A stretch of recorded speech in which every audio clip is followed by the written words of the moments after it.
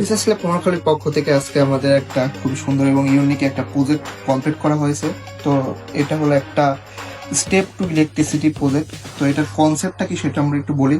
তো এখানে যদি একজন ব্যক্তি এই ধরনের জুতা পায়ে দিয়ে হাঁটাহাঁটি করে, সেক্ষেত্রে তার যতবার সে হাঁটবে তত এখানে যে চাপটা পড়বে সেই চাপটা আমরা পিজো ইলেকট্রিক ইফেক্টের সেন্সরের মাধ্যমে ক্যাপচার করে সেটাকে আমরা অ্যাম্পলিফাই করে ব্যাটারিকে চার্জ দিয়ে সেই ইলেকট্রিসিটিকে স্টোর করে রাখতে পারবো এবং পরবর্তীতে ব্যবহারের জন্য এটা ব্যাটারিতে স্টোর থাকবে।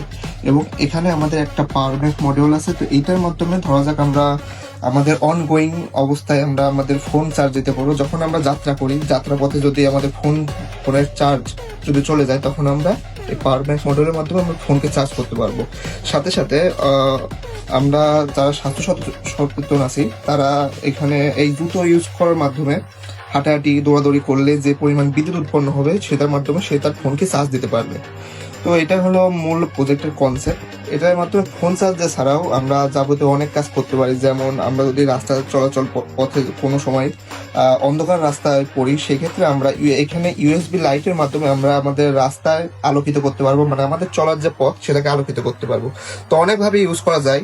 তো আমরা এখন এই প্রজেক্টে কি কি কম্পোনেন্ট আমরা ইউজ করছি সেটা আমরা দেখি। তো প্রথমে যে মেন কম্পোনেন্ট ইউজ করা হয়েছে সেটা হলো পিজো ইলেকট্রিক ইফেক্ট সেন্সর আর কি। তো এগুলো আমরা ভিতরে অ্যাটাচ করেছি। তো এখন এখানে দেখানো যাচ্ছে না যেহেতু সোল আমরা অ্যাটাচ করে দিয়েছি। তো এখানে আমাদের 6টা পিজো ইলেকট্রিক সেন্সর ইউজ করেছি এবং এই পিজো ইলেকট্রিক সেন্সর থেকে যে বিদ্যুৎ উৎপন্ন হয় সেই বিদ্যুৎকে আমরা স্টোর করার জন্য 2টা লিথিয়াম ব্যাটারি ইউজ করেছি। তো এবং এই আমরা দেখবো যে আমাদের ভোল্টেজটা উৎপন্ন হচ্ছে কিনা সেটার জন্য ইউজ করছি একটা digital volt metre, DC volt metre, সাথে একটা ইন্ডিকেটর এলইডি আছে। যতবার আমরা স্টেপ দেবো, যদি স্টেপ অবস্থায় আমাদের বিদ্যুৎ উৎপন্ন হয় তখন এই এলইডিটা ব্লিঙ্ক করবে।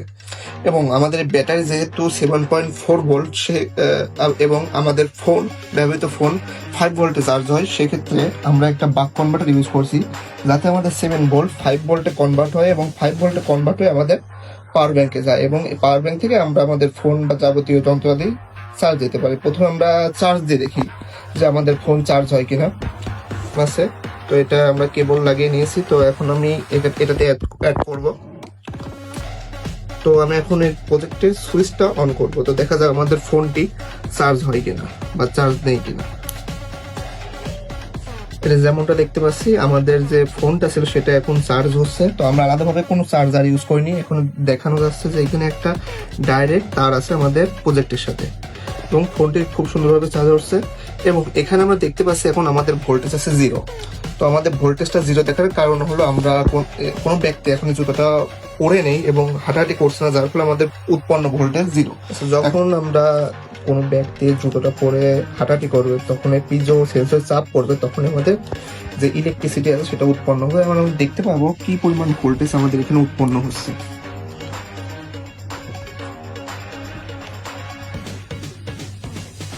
তো এমন ইউনিক এবং কার্যকরী প্রজেক্ট যদি আপনারা তৈরি করতে চান আপনাদের আইডিয়া মতো, তো এখনই রিসার্চ ল্যাব কুমারখালী ফেসবুক পেজে মেসেজ দিন এবং আমাদের দেওয়া হোয়াটসঅ্যাপ নাম্বারে যোগাযোগ করতে পারেন। ধন্যবাদ।